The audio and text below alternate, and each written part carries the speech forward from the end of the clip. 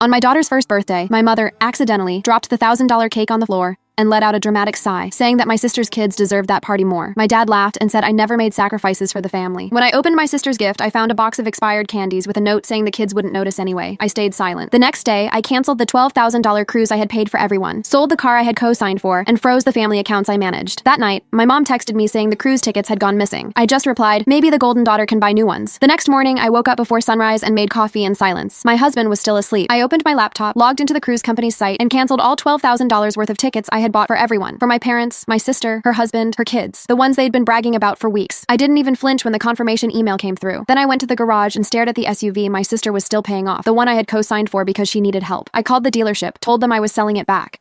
I didn't care about the loss. I just wanted to be free from the financial leash they'd tied around my neck for years. By noon, I had also frozen the joint accounts I managed for my parents. For years, I handled their bills, taxes, and investments because they said I was so organized. Turns out, being organized meant being their unpaid accountant. Not anymore. That night, as I was rocking my daughter to sleep, my phone buzzed. It was a message from my mom. The cruise tickets went missing. Did you mess something up again? I stared at it for a long moment before typing my reply. Maybe the golden daughter can buy new ones. I didn't wait for her answer. I put my phone on airplane mode and lay next to my daughter, feeling something I hadn't felt in years. Peace mixed with a strange kind of power. For once, I didn't care if they hated me. I just wanted to see what would happen when they realized they couldn't use me anymore. The next morning, my phone was vibrating nonstop.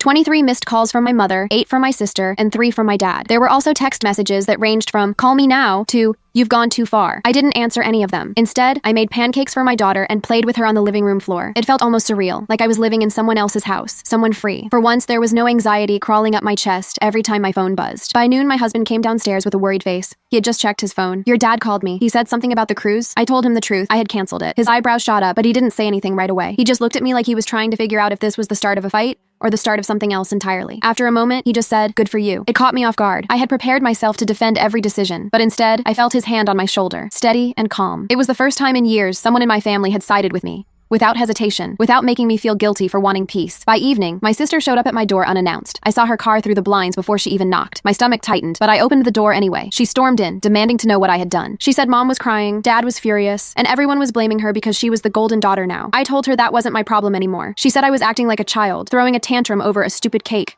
That's when I laughed. Louder than I meant to. It startled my daughter, who was sitting on the couch watching a cartoon. I quickly lowered my voice and told my sister to leave. She refused. She said dad was talking about cutting me off financially, as if I hadn't been the one holding their finances together for a decade. I looked at her, really looked, and realized she was panicking not because of me, but because without me managing things, their perfect little family dynamic was falling apart. She relied on the accounts I handled. They all did. When she finally left, slamming the door, I